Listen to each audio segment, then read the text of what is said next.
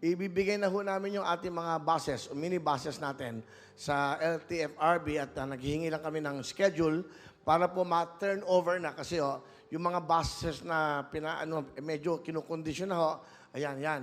Siya po yung libreng sakay at huwag kayong mag-alala at alam namin ho na napakahirap po na pinagdadaanan natin ngayon. Totoo ba na 171 na yung, ano ba, pakicheck nga?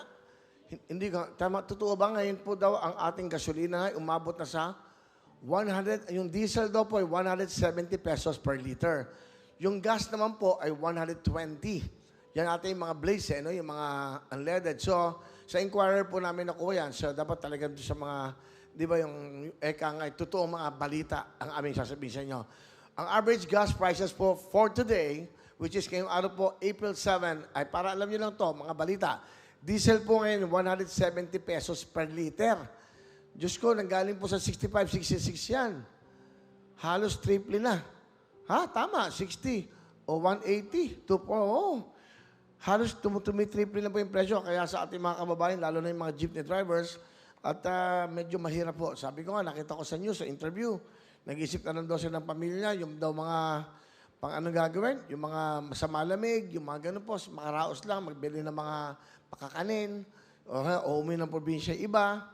Ganun ho talaga eh. Hindi naman ho tayo lang may problema. Buong mundo po ang apektado dito sa nangyayari pong gera dyan sa Iran at sa Amerika po. So, apektado talaga lahat.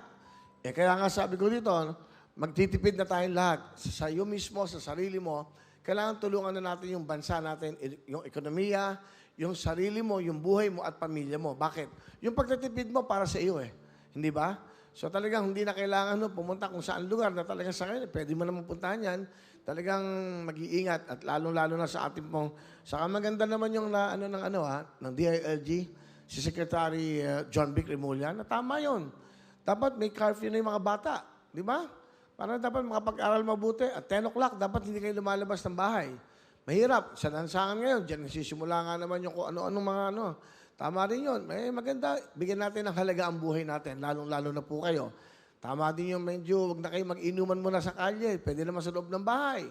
Tama din po yung alas 10 na para sa akin. Opinion ko lang yun. Huwag kayo magagalit dahil kasi may pinagdadaanan tayong pagsubok bawat buhay natin.